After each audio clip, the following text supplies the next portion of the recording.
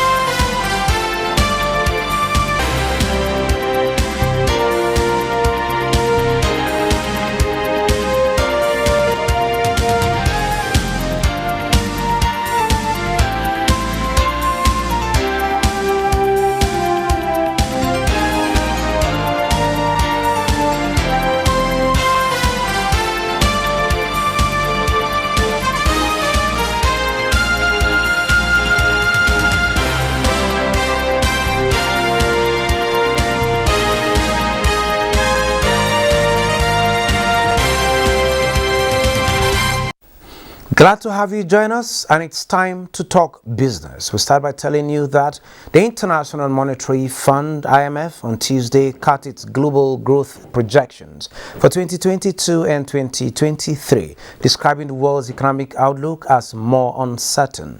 The IMF now expects the world economy to grow 3.2% this year before slowing further to a 2.9% GDP rate in 2023. The revisions mark a downgrade of 0.4 and 0.7 percentage points from its April projections. The Washington-based institute said the revised outlook indicated that the downside risks outlined in its earlier report were now materializing. Among those challenges are increasing global inflation, a worse than expected slowdown in China, and the ongoing fallout from the war in Ukraine.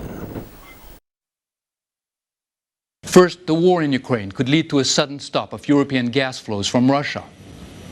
Second, inflation could remain stubbornly high if labor markets remain overly tight, inflation expectations de-anchor, or disinflation proves more costly than expected. Third, tighter global financial conditions could induce a surge in debt distress in emerging market and developing economies. The World Bank last month slashed its 2022 global growth outlook to 2.9% from an earlier estimate of 4.1%, citing similar macroeconomic pressures. Meanwhile, at its last economic outlook released in April, the IMF had estimated that Nigeria's economy would grow by 3.4% in 2022 from the 2.7% earlier projected. It explained that the outlook for countries in the Middle East and Central Asia and Sub-Saharan Africa, such as Nigeria, remains unchanged or positive due to elevated fossil fuel and metal prices for some commodity exporting countries. The multilateral organization said priorities should be bringing inflation under control by tightening monetary policy while protecting the most vulnerable as well as containing rising debt. This is while ensuring a smooth flow of food and energy. And the Federation Account Allocation Committee, FAC, has shared a total sum of 802.4 billion naira. This was contained in a communique issued at the end of the Federation Account Allocation Committee meeting for July 2022 held in Abuja.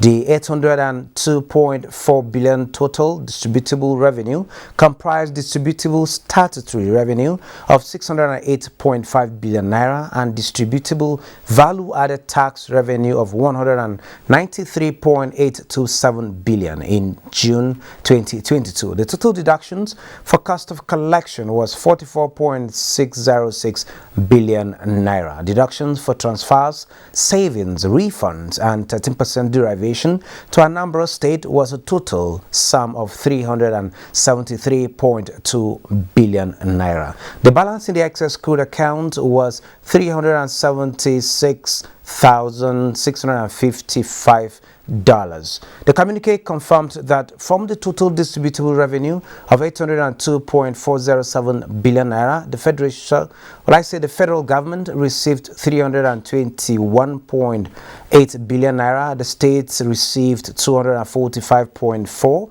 and the local government received 182.330 billion naira. The sum of 52.799 billion was shared to the relevant state as 13% derivation revenue.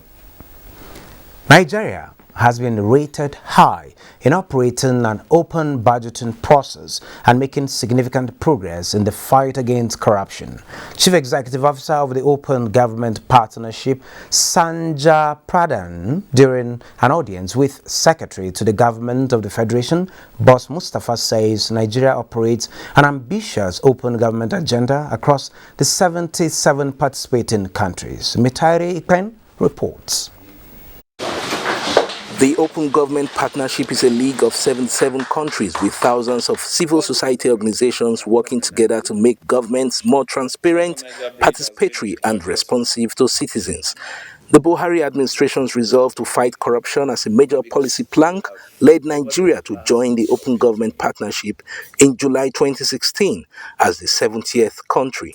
6 years after, the Open Government Partnership is pleased with the remarkable progress Nigeria has made, especially in the areas of open procurement and budgeting processes, as well as tangible benefits to citizens in terms of transparent projects and programs. The accomplishment of Nigeria is that it has jumped 24 points up in the Open Budget Index, which is measured by a very reputable organization, in opening up the budget through disclosure of the budget and citizen participation in the budget process at the federal level.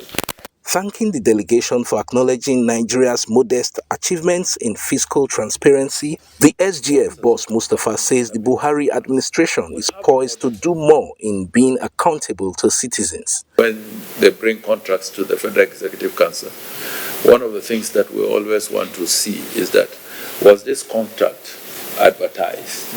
We are also developing a citizen app that the citizens will have an opportunity of looking at the projects that we have set and the policies that we have set and the programs that we have set and be able to give us feedback.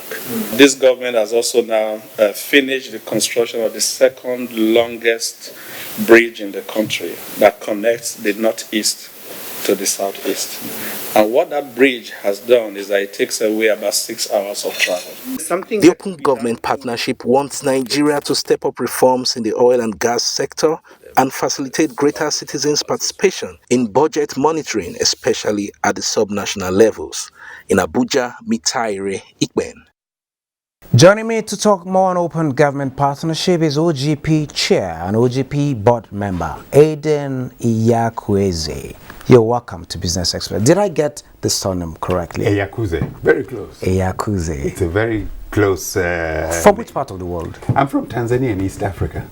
Good to have So you. I have It sounded like name. an Igbo I name. know. Maybe I should come to Nigeria. Wow, you're welcome to Nigeria. Thank well, we hear OGP, Open Government Partnership. When one hears Open Government Partnership or Open Governance, what should come to mind? What is this about?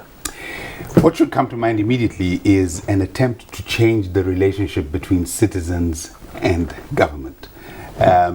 Sometimes as citizens who are actually sovereign, you read in all our constitutions, the power of the state is, citizens are sovereign and they delegate it to their governments.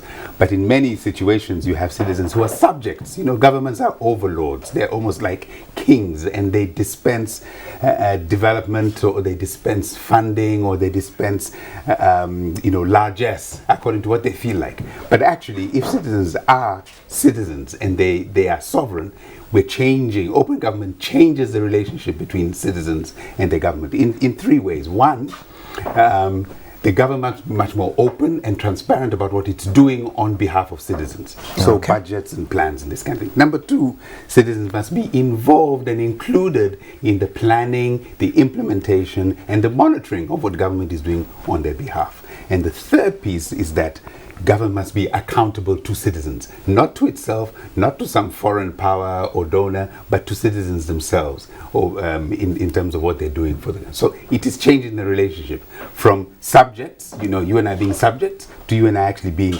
citizens and the employers of our government officials. What informed this initiative? Could it be a Tanzanian experience? And coming to Nigeria, what is the Nigerian experience from what you've witnessed, or what information you have about Nigeria? And now that you're in Nigeria, you've held engagement with the government officials as well as citizens. And what have you discovered? So we've discovered that in the 6 years that Nigeria has actually joined the partnership, a lot of work has been done. We of course understand that the context in Nigeria, as in many other parts of the world, is very challenging at the moment. So let me take you back. 10 years ago, the Open Government Partnership was founded at a time when the world was looking a lot more optimistic, and we were excited about opening up data. Digital tools were available for information to very rapidly go out to citizens from government. Things have changed since then.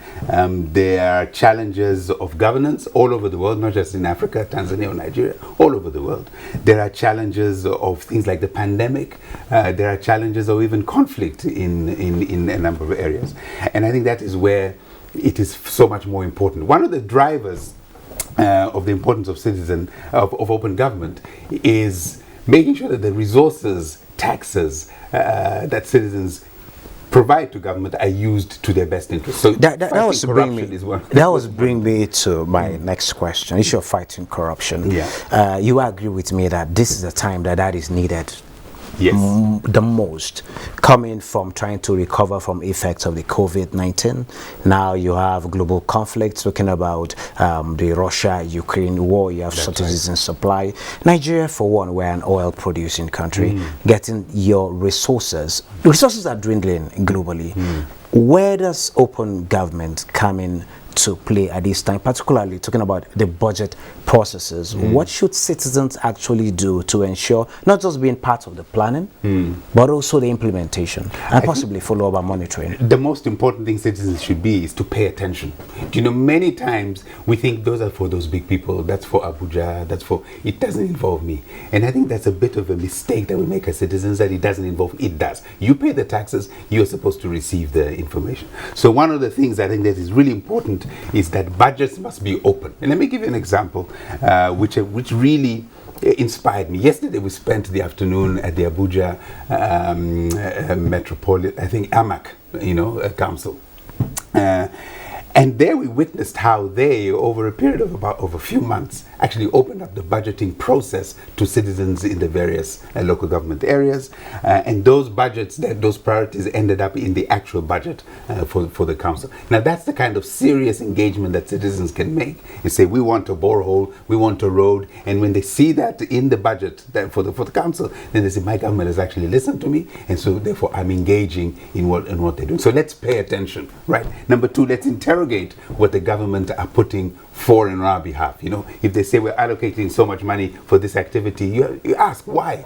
What is the benefit to the country or to my locality or to my state for that kind of interrogate it, understand it, and then third thing, follow up on whether these things are being done. So there's a great website that we also saw yesterday, built by two young Nigerians, which looks at all the federal government projects, that are being allocated. So roads, construction. Is it the IMAC initiative? The IMAC initiative. Which I found really impressive. And that is a place where citizens can go to that website, look, take pictures, and say, this project is supposed to be in my locality. It's abandoned, it's not going, that allocation seems to be too big or too small. Comment on that thing. And then pressure the government to respond to those comments. So this is the kind of engagement. So the budgets are transparent, the people are involved, and the government is accountable. Just in these two small engagements there. So that is the way you fight corruption. There's one justice from the US Supreme Court in the 1920s who said, sunshine is the best disinfectant. Right? So if our eyes, I know you have a Nigerian saying, shine your eye. Shine your eye. Shine your eye on your budget, Kuru. and you have at least a chance at reducing corruption. Well, another good project, or will I say what open government has brought for Nigeria, is the beneficial ownership disclosure. Yes. Did you What's find that that? interesting? That's very interesting because Particularly in the extractives, where the bulk of especially our in the- revenue comes from. It is especially in the extractives, but it is much more broader than that. Beneficial ownership transparency basically means that you get to know who is the human being who owns a company, okay, and who benefits from its dividends and its activities and its profits. You get to know who the human being is, not a shell company, the human being under. And why is it important? It is important in the sense that people will then be able to track, for example, if a company has got a tender with government, who is behind it? Are they a public servant? Are they a politically exposed person? Are they a legitimate Nigerian citizen who is running a legitimate business, right? So you get to see that. And again, back to sunshine being a good disinfectant, when people know that their names are on a public register that you and I can go and check, they will tend to be a bit more careful, maybe even do away with corruption entirely. And so now this is a process that in Nigeria has made huge strides. In fact, strides made in Nigeria, I think, are even better than in some European countries, where the beneficial ownership register is public. It's public information. I've just come from a demonstration showing, their website at work, So in European countries, because of privacy issues and other debates they're having. They we are communal in Africa. We are communal in Africa. Okay, looking at it, from what you've seen, from what you've discovered, what else do you think Nigeria needs to do to get to that very top, and how would this help grow our economy, particularly at this particular point in time? Not just for Nigerian economy, Africa also. I think, as you mentioned at the beginning, there are a number of problems, big systemic challenges that we're facing as countries, as a region, the continent, and as the world. We must move away from thinking that people in government have the solutions. They know the answers. Many times they are searching just as us citizens are searching. So one thing to do is to get much closer involvement between citizens and government, to get ideas and energy and inspiration from citizens and the resources and the ability to legislate and execute from government. When these two things work together, I think we can make progress. You can get rid or reduce corruption, which releases a lot more resources into public services. You can get economies to grow by making the playing field level for businesses to start and thrive and run. You can get additional resources through tax payment. One example was when you publish your taxes, like this AMAC example. I'm sure when people say, actually, my taxes are going to do something in my benefit, I'm willing to pay taxes. When they don't, when you and I don't, we are very tempted to not pay tax. And that just drains the system of resources to be able to drive it forward. So this collaboration, this changing relationship between citizens and government can really be energizing, but we have to make sure we protect it and promote it and give examples as to how it works in practice. Aiden Iyakweze, thank you so very much for sharing your thoughts. Thank you for visiting us, and thank you for encouraging Nigeria. I'm sure Nigeria will get to do better in open governance. Thank you, and I'll be here to witness it. Wow, sure. Thank you. Love to have you again. Thank you. Moving on, let's now take a trip to the commodities market.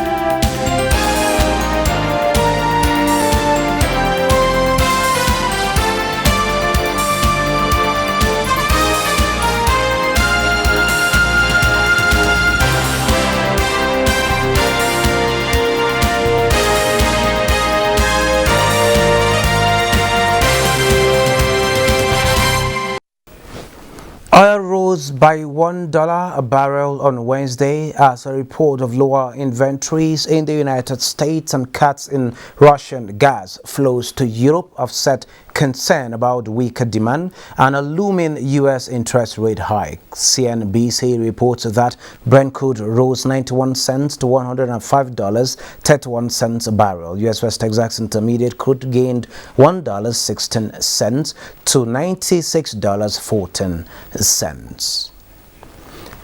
And taking a look at the market, trading on the Nigerian stock market depreciated further this Wednesday in the third straight day of losses. This Wednesday, the NGX All Share Index depreciated to 50,188.55 basis points, with market capitalization falling to 27.064 trillion naira. 829.5 million shares were traded on the floor of the exchange in 4,977 deals valued at 4.105 billion naira. In turn against Transnational Corporation and Guarantee Trust Company led activities in terms of volume. Let's now see global stocks. Better than expected earnings from a raft in US and European companies helped steady global stock markets this Wednesday, cutting through gloom caused by rising interest rates and the threats of an energy crunch due to Russian gas supply cuts. European markets scaled near 7-week highs on Wednesday, with the banking sector gaining.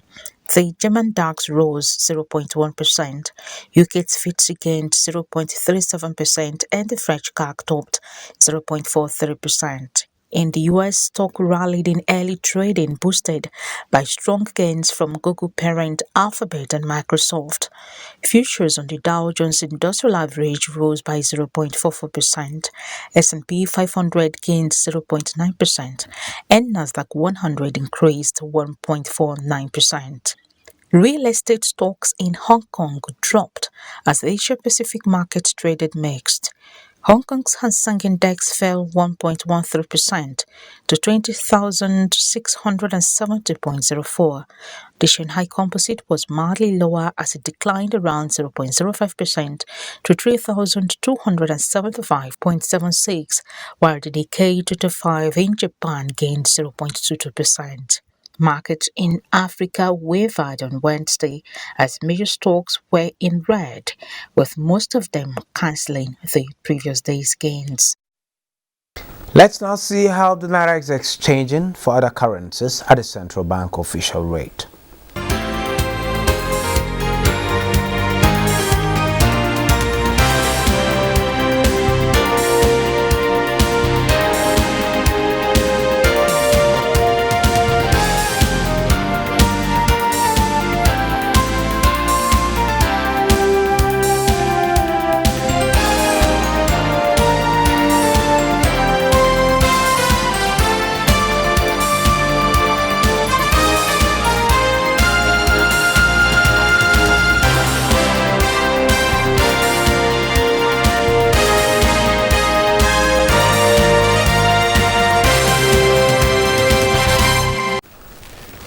The House of Representatives has passed for second reading a bill seeking to amend Section 11 of the Central Bank of Nigeria Act. Section 11 of the CBN Act 2007 provides conditions for disqualification and cessation of appointment of the governor, deputy governor, and the director of the bank. National Assembly correspondent Lami Ali reports. Representatives Hadisoli, while debating the proposed amendments to enable the insertion of an additional clause, said it seeks to strengthen the CBN being a lender of last resort. The new insertion provides that the governor, deputy governor or director of the CBN shall be disqualified or cease to hold that office if he is a member of a political party or involved in partisan politics. There was a time a governor of central bank went to court seeking for an interpretation whether he can participate in partisan politics. So we need to address that. For that reason, today the credibility of CBN in custody of sensitive election materials is being questioned. Four other bills passed second reading, including Bill to amend Pension Reform Act from the Deputy Speaker Ahmed Idris Wasi and Bill to establish Chartered Institute of Digital Technology and Development, sponsored by Solomon Maren. Advance the usage of technology, digital intelligence, and positive global change in education, learning, training, and skills development. This is where we end this episode of the program. Don't forget, you can access all previous episodes on YouTube. Do join us again on Thursday at 9:30 a.m. for another episode.